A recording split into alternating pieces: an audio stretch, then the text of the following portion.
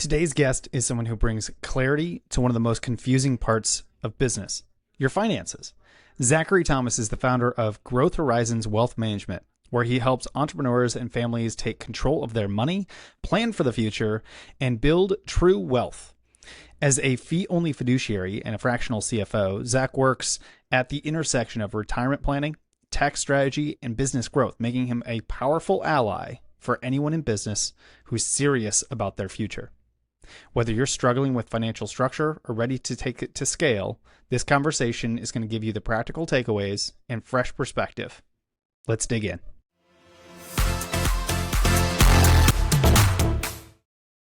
Zach, welcome. I want to start with a question today that I think it really stood out to me. So I wanted to ask this one right off the top here, but what is strategic financial leadership? A mouthful, I would say, first and foremost. It's a lot of a lot of words that hopefully mean something.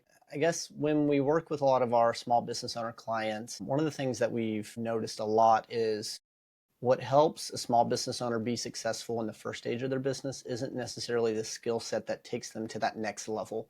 So as somebody's scaling up to that $1 million mark and you finally hit it and you kind of ring the bell, right? Well, to go from 1 to 10 isn't the same skill set that you're going to need. And so generally, by the time we're getting introduced to a business owner, we're coming alongside them and helping them troubleshoot their problems. There's really, I guess, two different areas that we're leaning into and focusing a lot on. Number one, delegation. Secondly, it's automation. A lot of business owners it's been our experience, tend to get in their own way. They want to take control because that's what's allowed them to be successful in the first place.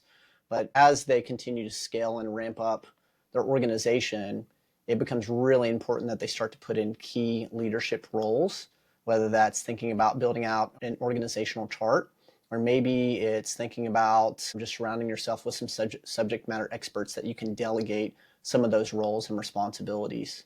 Specifically, one of the things that we see that is really impactful, it's almost humorous how much we see it, is the small business owner that, let's say, has a team of 5 to 10 that is still doing the bookkeeping themselves. And I just go, man, that cannot be fun. Like, do you just enjoy being 11 o'clock at night, you've worked all day, and then you're going to crack open QuickBooks and you're going to go through and sort some transactions? Like, man, just get that off your plates. In a nutshell, that's what we mean by strategic leadership. I like that. So for those that have not met you yet, let's take a step back. So tell us just super quick, give us the overview of what your business is, and then I'd love to learn a little bit more about what got you into the industry overall, right? Like what were some of those early catalyst moments for you as you moved into it? I would say that we're at the integration of two different professions or specializations. So I guess I'll kind of walk you through the traditional financial advisor and the traditional accounting firm. So the traditional advisor, typically just wants to talk about helping wealthy people or cash flow positive, people invest in the stock market, which is awesome. That's great. And we do that for a handful of clients. Then you have the traditional CPA firm that is backward focused. They're looking at everything in reverse. And we try to build the bridge between those two different professions. So I have a background as a wealth manager, as a financial advisor. But along the way, I've learned to speak the language of the CPA and take that analytical mindset and apply it towards a forward growth-oriented stance to help the business owner think about, articulate what it is they're hoping to accomplish, and then actually back into a specific strategy that they can execute on by being really tactical with the way that we think about the financial operations inside of their organization. So you mentioned that the integration between these two things. Is there a lot of other folks out there that are kind of bridging the gap between these two industries? I've yet to find anybody else who does specifically what we do in the way that we do it. We offer a lot of services that other financial advisors do. We do a lot of, I guess you would say, consultation work that accounting firms do, but I haven't found anybody that's building the bridge between those two different things and not only helping the business owner think about what it means to be successful in their business and specific benchmarks and KPIs that they want to meet in their business, but how does that transform their personal lives? A lot of the things that we see and we try to work through is, what do you want your family life to look like? What do you want your health, to be, how much time do you want to be spending in the business? We do not put on the hat of coach. We love to recommend for our business owners to be working with a coach so that when those topics come up, because they will inevitably, we can say, hey, that's a really good topic. I'd like for you to go dig in the next time that you have a meeting with your coach, and unpack and spend some time thinking about that.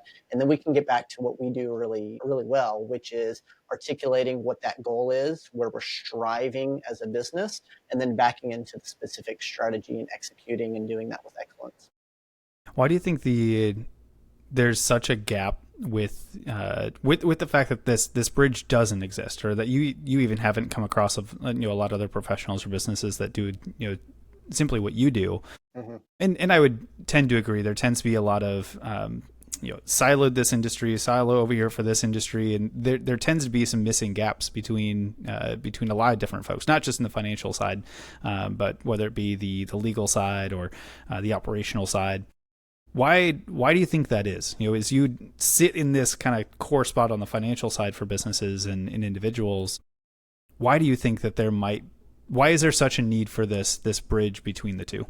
Yeah, it does exist. It just doesn't exist for the subset of the market that we're talking about. So, if you're worth $100 million and up, you probably have this type of team built around you. So maybe one of the terms that your audience is familiar with is family office. And if you're not, you should probably go look up what a family office is. This is the personal extension of business consultation and advice that Fortune 500 investment banks are offering to their very affluent clients, or these people are building their family offices out themselves. So you probably hear a lot about venture capitalists and private equity firms. There are a lot of very affluent business owners that are building all this stuff themselves from scratch. And so having dibble-dabbled in that world, mostly with a middle market audience. So I worked for a multifamily office. We had a vertically integrated CPA firm, law firm, wealth management, insurance firm. And my job was mostly applying my skill set as a wealth manager and I guess you would say, relational quarterback. I helped our business owners navigate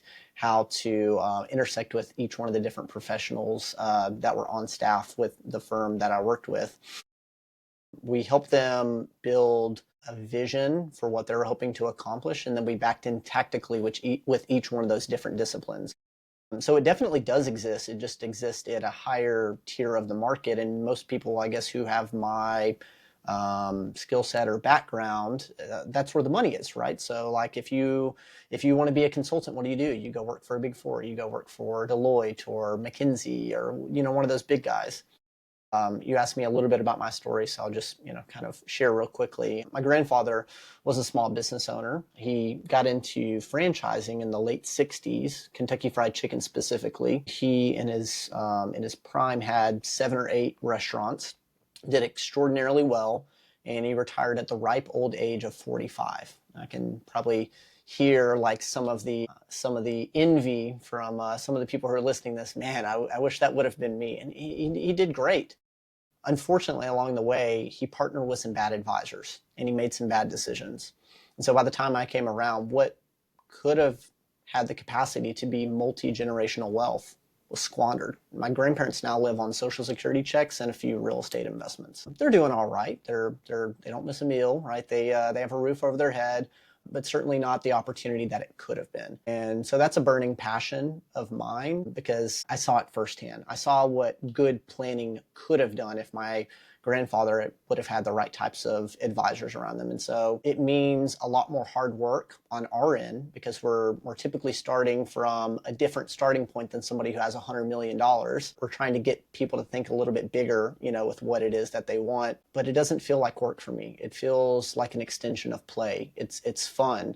There are aspects of it that maybe aren't so fun, but each and every day we just get to help people build the lives that they want to build. And ultimately we get to see people have an impact on our community. Now, that's something that means a lot to me. We work with a lot of blue collar business owners.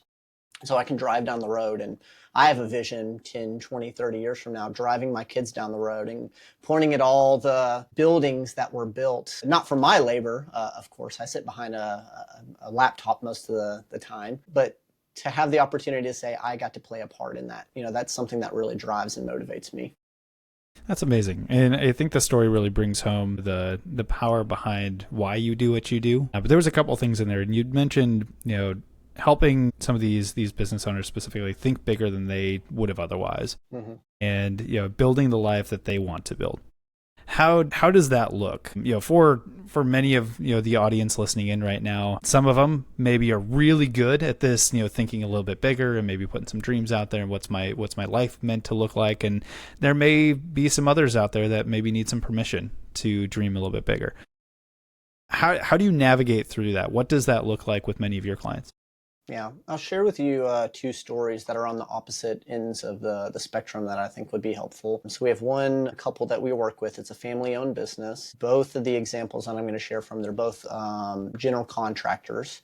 So they work with their hands for a living. Specifically, they do a lot of build-outs and renovations. And the first client, whenever we started talking, he was just kind of at the end of his rope. He had a good business. He was doing about $4 million top line. He was netting out somewhere between $1.5 to $2 million a year. But he was just kind of done. He was tired of working. He'd been doing this for 25, 30 years, and he was thinking about what was next. And so when we started having conversations, I was just kind of coaching them through, the transition planning process. Hey, you're too small, most likely to get acquired by a private equity firm. Have you thought about maybe doing some internal succession planning and grooming up somebody underneath you? And that was a really attractive conversation. And about 6 months into our relationship, he decided that I guess he wasn't done with building, and took on about 3 or 4 additional projects. And it's only been, so that engagement started about 3 years ago. And about 2 months ago, we had a conversation and said, hey, you remember what we originally talked about when we first started working together? Like, I think I want to go back to that. Like, I think I'm just done in this season, and I'm ready to throw my hands up. And so we had a really long conversation. And I just encouraged him, life is seasons. Nothing lasts forever. And his vision when we first started working together was he wanted to buy a sailboat, and he and his wife wanted to sail around the world. They're empty nesters. And so as he was putting it all together, his number one question was, can we afford to do this? I started running the numbers, and on the face of it, no, you can't do it. But as we started dialoguing, I encouraged him, like, hey, you already run your business virtually most of the time anyways. Have you thought about just delegating some of these additional responsibilities, making sure that your crew is really well compensated? And that could give you the capacity to take off and go and sail around the world. So we're actually working through a plan right now where over the next 18 months, they're going to start taking 2-week vacations, 1 month, 2 month, 3 month, to actually stress test the business and see what breaks whenever they're away from the business, because that's something that they've never done. So that's one example, I guess a persona of the type of individual that we're working with. Another individual, let's say, has more of a growth mindset. This is another general contractor. He does about $7 million top line, netting out about $2 million. He does really high-end development work. The stuff that he builds is beautiful, like $20 million mansions. It's just incredible to see what he does. And when we started working together, he was just frustrated with doing the client work. And he didn't feel like he was building something for himself.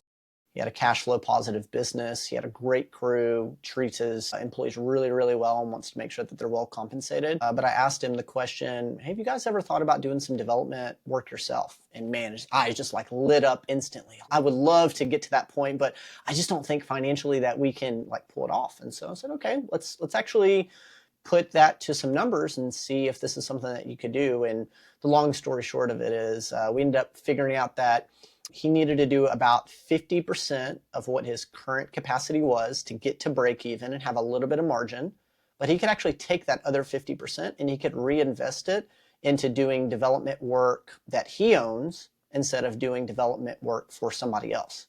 And so he actually has aspirations to 2x or 3x the business over the next 5 to 10 years. And at the same time, he wants to start building out his own real estate portfolios. Those are, I guess, two ends of the spectrum in terms of, I guess, each individual has a vision for what it is that they want to accomplish. And I think the bigger question is, what is it that you're hoping to build? And then the way that we try to partner with the people that we work with is how can we come alongside and just support what it is that you want to build? I don't want to be the person that comes in and points fingers and says, that's a dumb idea or that's not going to work. I've been doing this long enough to know that you should never doubt an entrepreneur. They will find a really creative way to pull off whatever it is that they say that they're going to do. And I just want to come along and I want to support them and encourage them, but also help ground and focus them in the things that matter most. Because it's really easy for us as a small business owner myself to get lost in the KPIs and what our business definition of success is, and maybe put on the back burner some of the other things that are really important, like spending time with our family, like making memories, whenever our kids are young, or whatever it is, that looks like for you in your personal life. I really like that. The fact that you had mentioned the fact that, as entrepreneurs can be sometimes a bit difficult to take that step back and say, what do I want that's beyond this business success, right? I know in our world, we tend to see a lot of the identity is very much wrapped up in the business. And unfortunately, that tends to mean when I am asked what success looks like, the definition of success is my business is doing X, Y, and Z, not my business is doing X, Y, and Z so that I can do these things and live this life. So I think it's really cool to kind of see that, there are folks like yourself out there that are helping kind of bridge that gap between that business owner mindset in the weeds every day into kind of here's what life is meant to be like and how do we help your business help you get there. So when we do talk kind of the business side of things, you're working closely with business owners, doing a bit of the fractional CFO type work. What are the most common kind of financial blind spots or things that tend to get overlooked by many of these smaller business owners specifically? Cash flow, cash flow, cash flow, man. I could just say it over and over again. Cash flow planning. Business owners, they know their numbers. They know how profitable they are. But if you ask most of them at any given point in time, how much money do you have in your bank account? Well, hold on, I got to go, check. Or we have this outstanding invoice, and we're going to collect. It's unfortunate how bad the planning is whenever it comes to cash flow planning. And I guess depending on what type of business you have, if you have a service-based business, it's probably easier for you to be able to do cash flow planning because you have recurring, sales that are going to come in every month that's going to float it. But if you're in a business that doesn't have that luxury and you're chasing after invoices, man, I work in a service-based business, right? And probably the number one thing that I do as a business owner is meticulously do my cash flow planning because it's the only way that I can forecast where I'm going. And I can ask the big questions of, okay, I want to make this next hire, or I want to start this marketing campaign. Do I have the ability to be able to pull it off? And a lot of times what I see with business owners is they double count dollars in their bank account. Tell me if you've ever heard this one before. Somebody who had mentally set aside a tax bill, and then April comes around and they double spent the money in their account by taking on that next big job or hiring that next person because they thought that they had already taken the tax bill off their plate. That's something, even with really good clients of ours that we work with, I constantly just have to beat that into their head. It's like we have to know where we're at from a cash flow planning standpoint. Otherwise, it's going to be extremely difficult for you to be able to do any type of forecasting or goal setting for where you want to go in the future. The good news is once you get in the process of systematizing that and you learn what works specifically for your business, man, you can run really hard and really fast and have a lot of confidence in the decisions that you're making. So let's talk cash flow for a minute because we can kind of nerd out on this one for a little bit. What I haven't told you is I am totally the numbers guy within our business. I could dive down into a deep rabbit hole on this. But I would agree. Cash flow is such an important component that tends to be often overlooked. I guess from my experience, it hasn't necessarily been because they don't want to, but more there is a level of skill that's required to kind of know how this is done. And maybe they haven't connected with the right professional help and work through that yet. When you're working with many of your clients, maybe it's a little bit different depending on industry, but do you traditionally recommend a weekly review of cash flow forecast? Is it a monthly view of it? And how many weeks or months out in a forecast would you traditionally recommend? Yeah, I think it depends on the individual goals that the business owner has. Let's say that this is a very growth oriented early stage company. You should know almost on a daily basis what's coming in and what's going out because that has the capacity to bring your business to an immediate halt. If you start having bills bounce, if you have payroll that does not go through, that is going to create a lot of headaches. Let's say for a more mature business that has a cash buffer that they know that they can fall back on, probably not as important and they don't need to focus on it. So early stage company, I would say every week to every 2 weeks, probably have a good grasp of, where you're at, minimum 1 month from my perspective. If you're a more growth oriented, business, you have a nice cash buffer, probably on a quarterly basis. A more mature organization, I would probably coincide the cash flow planning meeting with your tax planning meeting, because the two for a business like that tend to coincide together, because you're typically taking that cash and you're trying to offset your tax liability at the end of the year. And you have the capacity to put specific tax strategies in place that a growth oriented company doesn't have, but they also don't have the tax liability as well. So, if you're netting out $5 million a year, you have way different problems than, a company that is trying to, not close their doors a month from now. Yeah, definitely the conversation of how do I deploy this capital back into different things versus the how do I keep the lights on? No, I absolutely love that. And I've shared it in kind of previous conversations. I haven't shared with you, about 3 years ago, our business went through a cash flow issue where we did not have proper forecasts in place, and boy was that a mistake on our end. And being able to put the cash flow forecast in place and get that habit in place to consistently update it and take a look at and know what's happening in the business completely changed the game for us. So I'm at the point where probably don't need to do it this frequently now, but I've got a weekly cash flow forecast that we take a look at, and it looks out an entire quarter. Mm-hmm. And it's updated daily, so I can see exactly what's happening if we get sales, don't get sales, and that sort of thing, and be able to see, when can we make these next hires? What levers can I pull a month in advance if things aren't going a proper direction? So I absolutely love that, and just felt it would be good for the audience to kind of really hear kind of some reasons why it's important to do it, even though it does take a little bit extra skill, or hiring some team members or other folks like yourself to come in and help with that process is that critical, because the number one reason that businesses will go out of business is they run out of cash, right? So big piece there. So kind of on that note, you and I were talking a little bit before, and you had mentioned collaboration. Collaboration with CPAs, with attorneys, with other folks on kind of the business or financial teams. Why is collaboration so important in your industry? I think I can say this with confidence.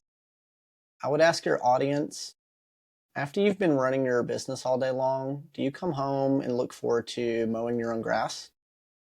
Do you have a cleaning service or somebody in your household that makes sure that you have clean laundry?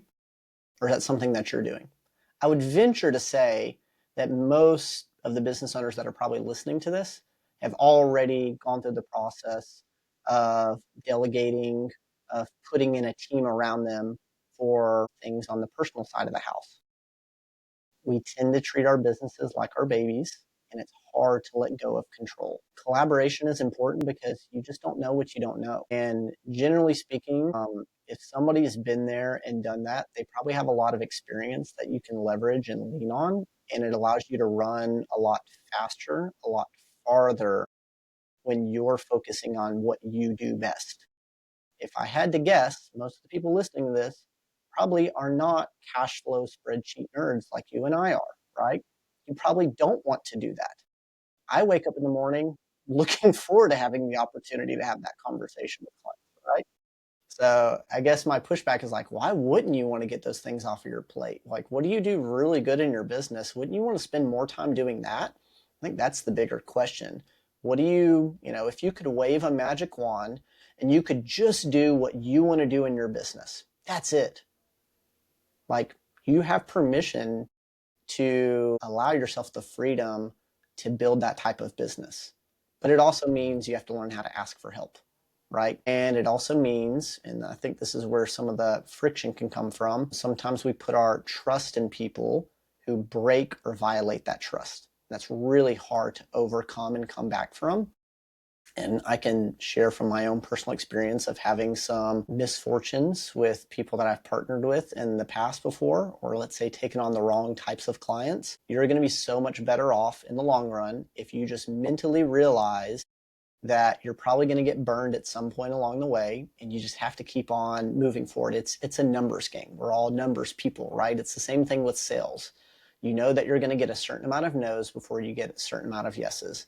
When you're delegating out, when you're building a team, when you're partnering with strategic advisors, you're going to have some bad experiences, and you need to factor that into your expectations. And the way that I try to coach the clients that we work with, because one of the things that we do a lot, one of the first things that I try to bring up is, tell me the team that you have in place, where are the gaps, where are the holes. Let's go find you the people that you need that are going to support you, because I know that I can't do it all myself. You're probably going to put your trust in me. You're going to expect me to be all these people to you, but I can't be all these people to you. So let's go find these people. And then I try to encourage them, like, okay, we had a good first conversation.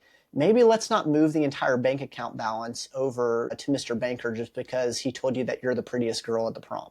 Like, maybe we start off with a little bit, and if they do a good job with it, then we can expand that relationship over time. So that's typically the way that we try to coach people through the process of thinking about collaboration and partnering with people. Is you can learn a lot by just giving a little and seeing how people steward the opportunities that you give them. You don't necessarily have to turn them over the keys to your house and expect that they're not going to steal all your stuff because you just met them and you had a good conversation. There's so many really important points in there that I really want the listeners to come back and think about. The first one is, that the delegation piece. And there are going to be things that I'm sure you're thinking through that you don't enjoy doing and really should be delegated off in some way, shape, or form. I'll give a quick kind of book recommendation, I suppose, on my end, just because it's top of mind. I've been rereading Dan Martell's Buy Back Your Time. I'm not sure if you've read that one yet, Zach, or not, but there's a lot of this that, from a financial aspect, I think he puts it in some really good terms and understanding, like, if you're valued at something that's a higher rate than what you can go and essentially get a job done for, mowing your lawn is a great example of it,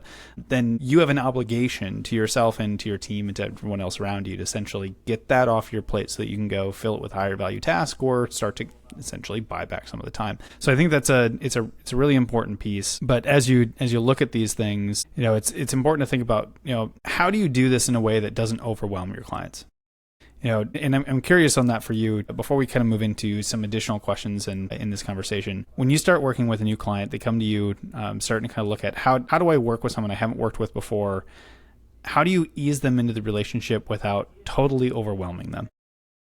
Try to ask them questions specific to, like, what is it that you want to accomplish and what are your biggest pain points? And they'll typically go through and they'll emotionally vomit all over me, because I would say 80% of what we do is behavioral therapy, and 20% of it is probably financial, but I enjoy that. And so I've been doing this so long that I know how to kind of wade through the information. And you can just hear in people's voice when there's a real pain, that they're leaning into. And so I guess for me, it's just been a process of learning how to listen, how to ask good follow-up questions, and how to get people to elaborate and articulate on an area that I think could be a major point of pain, with where they're at in their business or in their personal life. And then we typically distill that down into 2 or 3 different steps. Hey, here's what we're going to work on first, right? Here's the laundry list of all the things. We were listening. We heard you, right? Now we have to create a hierarchy and we have to prioritize these things. And we're not going to do all of it tomorrow. We're going to do it in a process. So let's start off by focusing on what's going to give you the highest ROI. And I just ask for permission. Hey, this is what I heard. Would you say that these are your top 3 biggest pain points with where you're at in your business right now? And 80% of the time they'll say, yeah, you got that right. And then 20% of the time, I think you might have read into that a little bit more. No, it's actually these things over here. Okay, that's fine. But just making sure that we're both communicating, that we're understanding what it is that they're expecting from us, and then coming to the table and providing them strategy that they can execute on that are going to help them to alleviate some of those pain points. And I would say the majority of the time, especially when we're working with a client for the very first time, it seems like we're typically focusing on helping them build the team around them, either internally or externally. So it's either thinking about coaching their existing team up or coaching them out, or it's, I don't have the right type of strategic advisors in place, and I think that that's too expensive. And I typically have to go through and help coach them through the process of, you're going to be stuck in this spot until you get to the point where you can have an open hand with this thing that you feel like you need to hold on to. And so there's a lot of patience and there's a lot of grace, and we learn to just move at the pace that people are willing to trust us with. And I've been doing this, close to 10 years now. And so I've just seen time and time again, as trust is developed, they give us more to work with.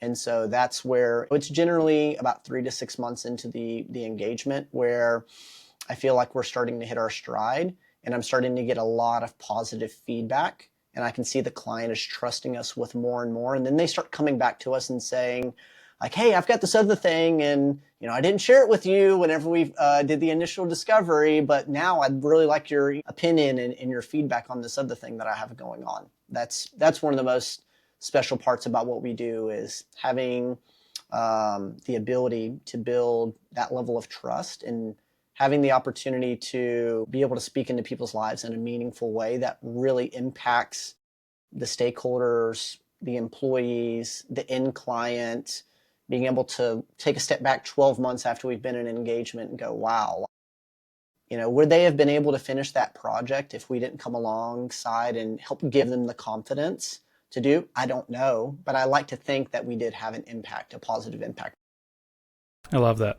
In being in business for 10 years plus at this point, I'm sure you've learned a lot of things along the way. As we look kind of towards the future then, what are you digging into right now to prepare for the future? Either professionally, personally, what are you digging into from a learning perspective that's helping you continue to grow?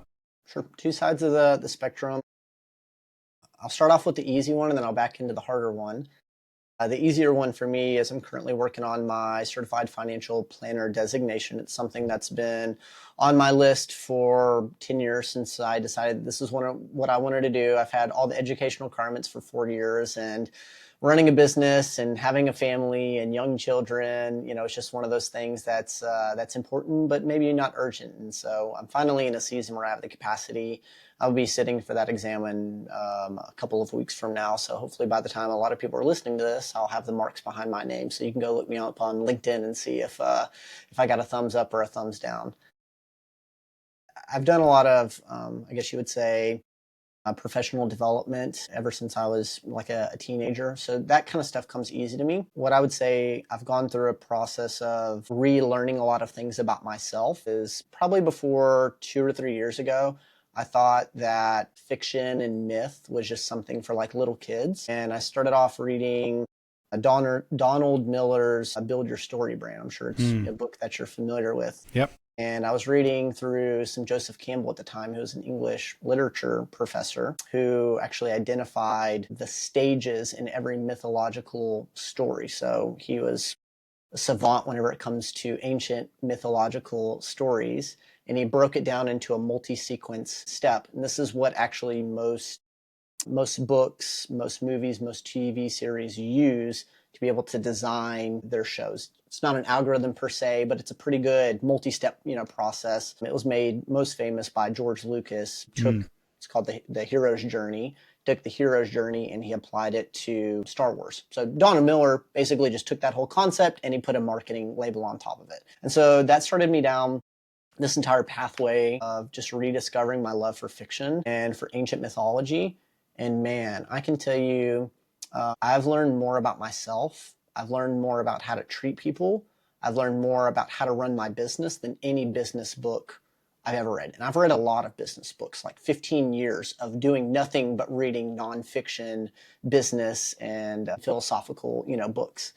And I'm finding that I'm learning way more about myself through my rediscovery of myth and fiction. And so right now I'm actually reading through the Lord of the Rings. I've never picked it up before. And I'm finding so much beauty in at least the first part of the story. And I can connect with Frodo's desire to just want to stay in the safety and the stillness of the Shire, because that's kind of the season of life I am right now with a young family. And so I'm appreciating those moments. But Frodo also knows the adventure is at hand. It's coming, right? He's stewarding the ring.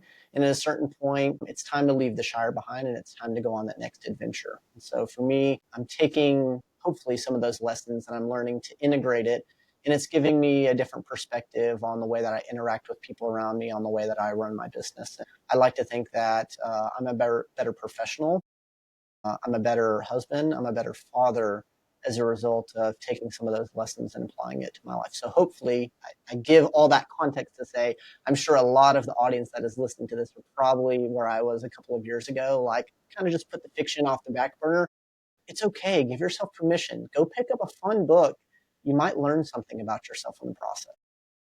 It's such an interesting concept. And yeah, I'll raise my hand as one of the individuals who very much nonfiction. A lot of the fiction did get put up on the shelf, and have not gone as much into it. But to your point on some of Donna Millard's stuff and story branded, understanding the construct of what story is, sometimes I can get lost. And being able to go back to really well written fiction to see different perspectives and how that actually can tie into what we do here in our actual lives and things like that is actually very powerful. So I actually really, really enjoy that and appreciate that you kind of shared it, because I know that's not something that traditionally comes up in most business conversations. So I do want to ask you kind of at least one question on the topic of AI, and then we'll go into a couple rapid fire questions to wrap up here today. But being in the financial world, knowing that this wave of what AI is today does not appear to be slowing down. It's not going to go away. How do you see this impacting your industry, and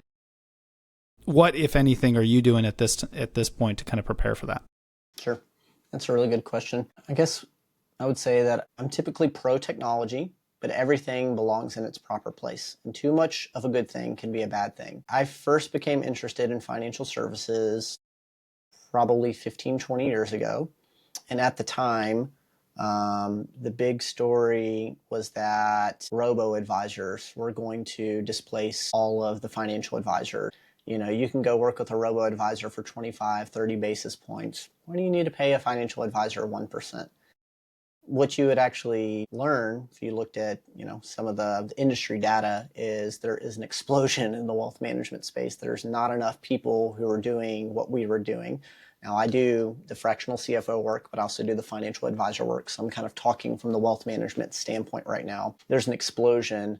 There's not enough people who can offer the services for the amount of people who need the help. And so what you find is a lot of advisory firms are just continuing to raise their minimums because they're inundated with too many opportunities. So where am I at specifically on AI? I would say it's going to allow firms like ours to run a lot leaner and a lot faster and to focus on what we do best.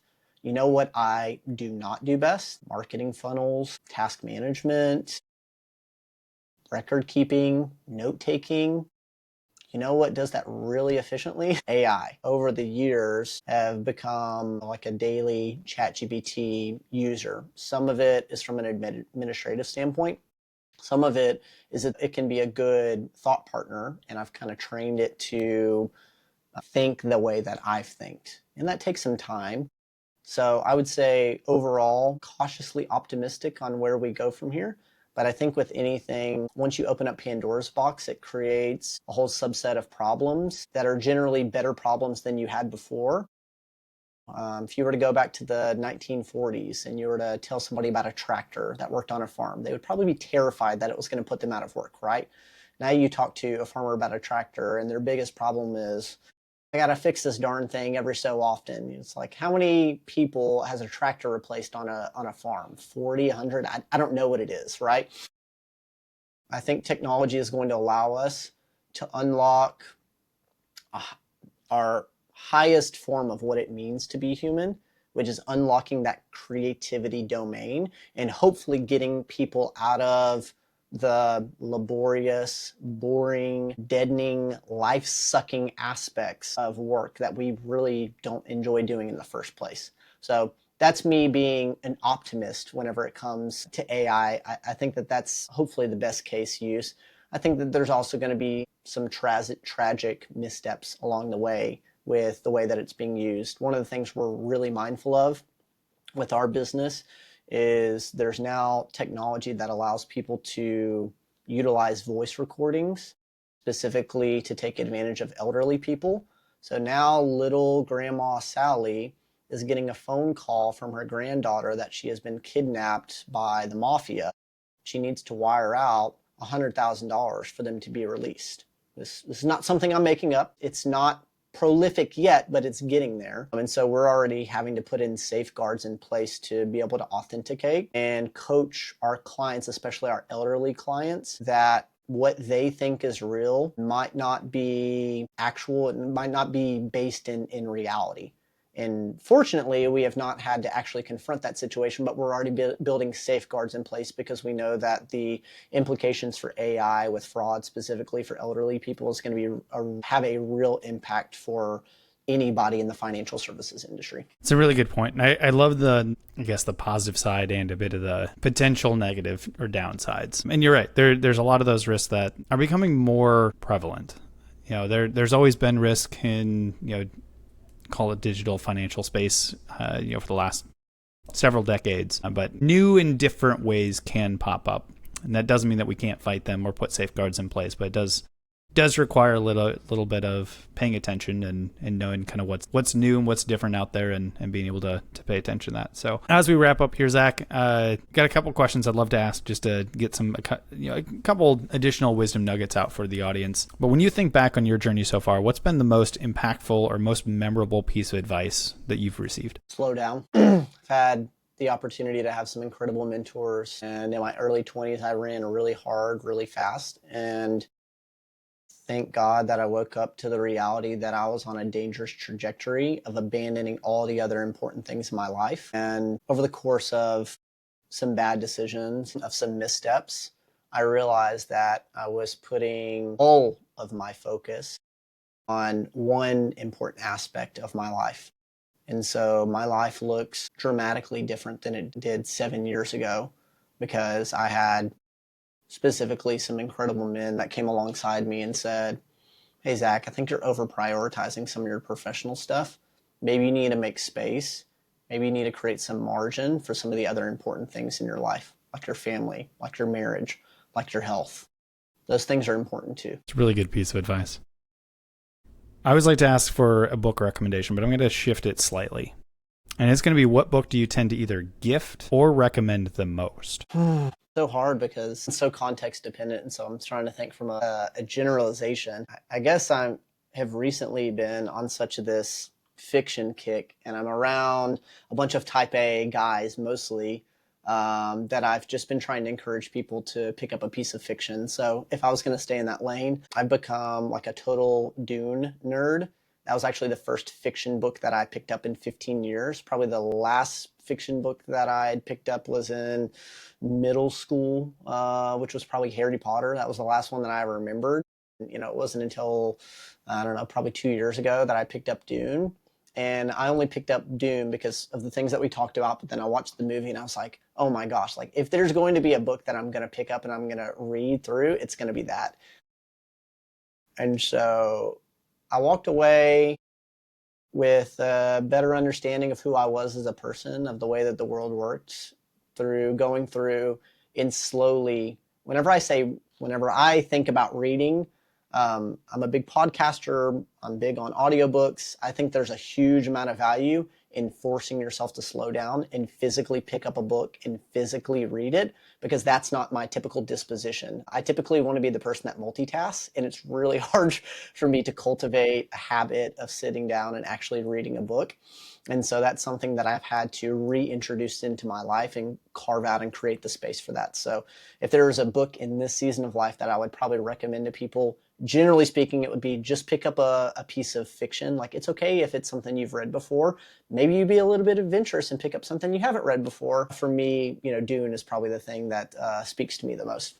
Very cool. I love that. For the listeners, how can they get in contact with you? What are the best ways to follow you, to get in contact, to learn a little bit more about the amazing work that y'all are doing? Where can we advise them to go?